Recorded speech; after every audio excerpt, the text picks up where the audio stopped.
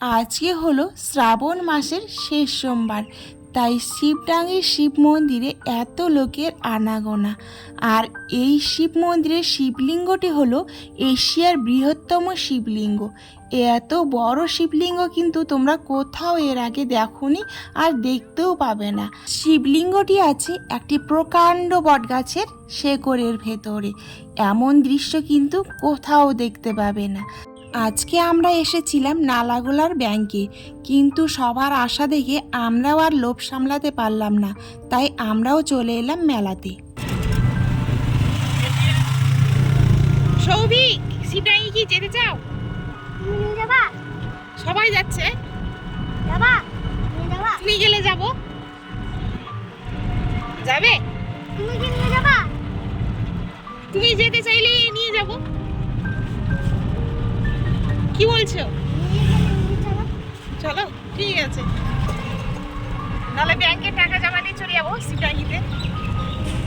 ব্যাংকের কাজ সেরে আমরা রওনা দিলাম শিবডাঙ্গির উদ্দেশ্যে।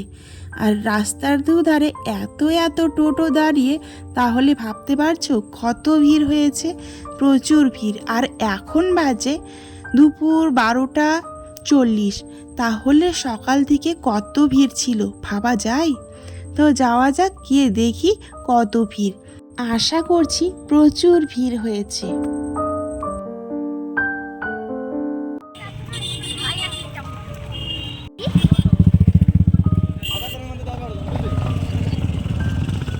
তো লোক বলার মতো না সৌভিক, প্রচুর লোক হয়েছে, প্রচুর প্রচুর। চলো তোমাদেরকে দেখাই কত লোক হয়েছে, জুম করে দেখাবো। লাইন লাইন লাইন, শুধু এত দূর।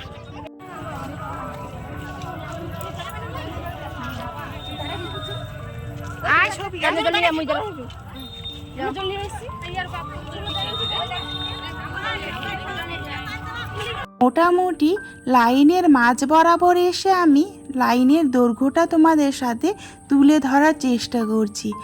এই রকম লাইন কিন্তু এখনও পেরিয়ে গিয়ে তারপর শিব মন্দিরটা আছে। দেখো কত ভিড় আর লাইন আছে। তাহলে চলো মন্দিরে। এখন আমরা পৌঁছে গেছি মন্দিরের অনেকটা কাছেই, তাই এখান থেকে শুরু হয়েছে প্যান্ডেল। তবুও কিন্তু অনেক দূরেই যেতে হবে, মন্দিরটা এখনও দেখা যাচ্ছে না। তো চলো ধীরে ধীরে আমরা এগিয়ে যাই মন্দিরের গেটের উদ্দেশ্যে। তো আমরা চলে এসেছি গেটের সামনে।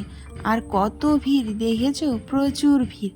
আর এখানে তো এক ভাই দণ্ডি কাটতে কাটতে মন্দিরে আসছেন।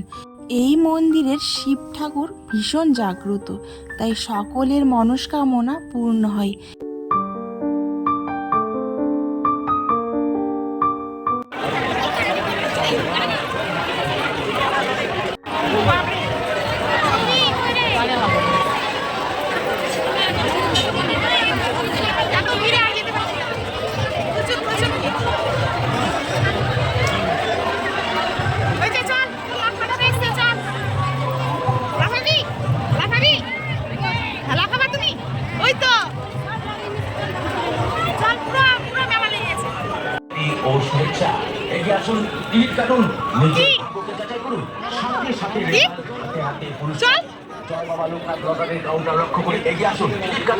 সৌভিক এখন লাফাতে চাই, তাই এগিয়ে যাচ্ছি সেদিকে।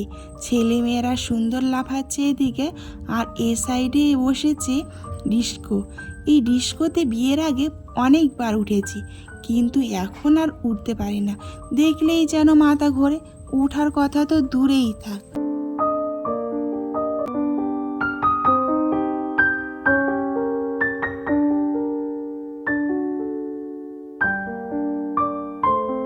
আমি তো বসে বসে ছেলে মেয়েদের লাফানো দেখছি, কতই না আনন্দ করছে ওরা।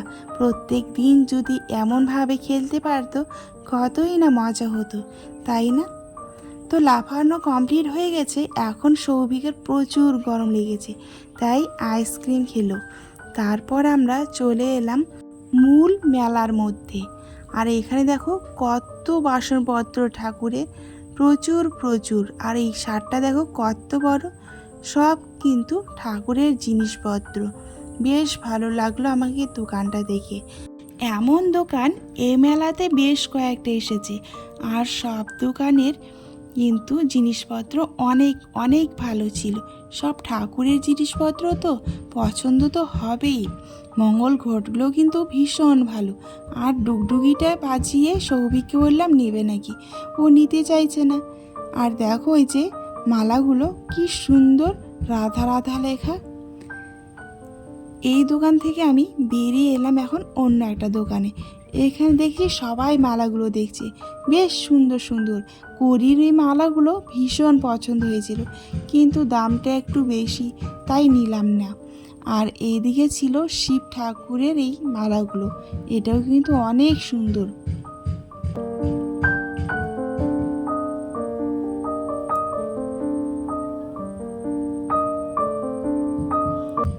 আর এখানে তো এই মণিহারের দোকান প্রচুর এসেছে, প্রচুর।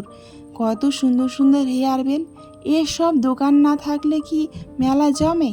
তাই এই দোকানের সংখ্যাই হচ্ছে বেশি।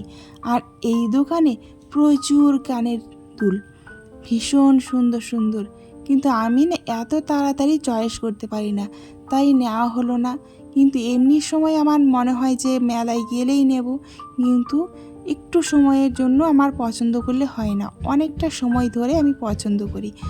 আর সৌভিক তাড়া করছিল যে ওই দিকে যাব ওই দিকে যাব, তাই চলে এলাম। এইদিকে ট্যাটুর দোকানও বসেছে, আমি দুটো ট্যাটুর দোকান দেখলাম। আর এখানে দেখো কত সুন্দর সুন্দর ঠাকুর নিয়ে বসেছে। সৌভিককে বললাম একটা ঠাকুর নাও, ও নিতেই চাইলো না। এখানকার সব ঠাকুরই কিন্তু খুব ভারী আর সুন্দর দেখতে, আমার প্রত্যেকটা ঠাকুরই ভালো লেগেছে, সব রকম ঠাকুর আছে। তো দেখিয়ে দিলাম তোমাদেরও কত সুন্দর সুন্দর ঠাকুর। তো চলো, এখন তো সৌভিক নিতে চাইছে না, তো অন্য দোকানে যাওয়া যাক। আর এখানে তো প্রচুর আম কাঁঠালের দোকান, এই যে আম কাঁঠাল নিয়ে বসেছে। আর এদিকে চশমার দোকান, মণিহারের দোকান, প্রচুর দোকান। আর এখানে দেখেছো এই খেলনাগুলো কিনলেই 2000 টাকা নোট ফ্রি, পুরো ফ্রি। এখন আমরা এগিয়ে যাচ্ছি আরও অন্যান্য দোকানের দিকে।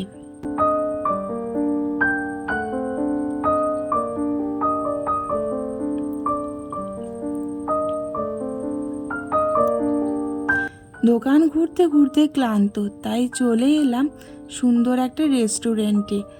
তো এখানে প্রচুর ভিড়, আমরা এসে সিট পেয়ে গেলাম। তো একটা অর্ডার করলাম ভেলপুরি আর একটা মোগলাই, বেশ কিন্তু ছিল খেতে।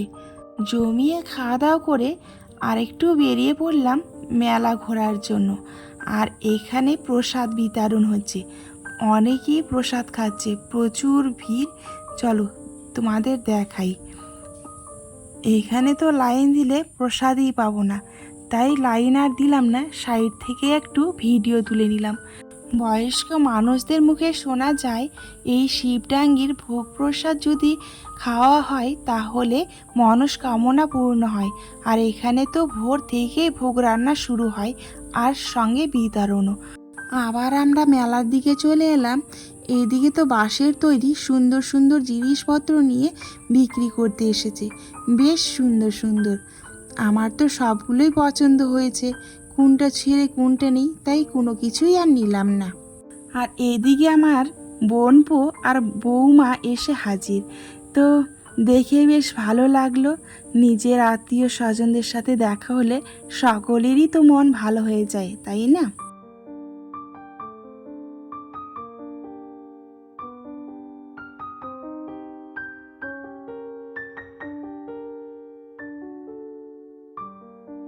আমি তো ঠান্ডা আইসক্রিম কুলফি এসব খাবো না, তাই চলে এলাম জুস খেতে। আর এটা কিন্তু লাইনের দ্বারাই জুস তৈরি করা হয়। তো আমরা নিলাম আখের রস আর সৌভিক নিল স্প্রাইট। আর এসব খেয়ে আমরা রওনা দিলাম বাড়ির দিকে। আর দেখো আমাদের ভাগ্যটা এত ভালো, আস্তে আস্তে আমরা ভোগ পেয়ে গেলাম রাস্তাতে, তাই ভোগ নিয়ে খাওয়া দাওয়া করে বাড়ির উদ্দেশ্যে রওনা দিলাম। তো কেমন লাগলো আমাদের ভিডিওটি? যদি ভালো লাগে তাহলে অবশ্যই একটা লাইক দিয়ে পাশে থেকো।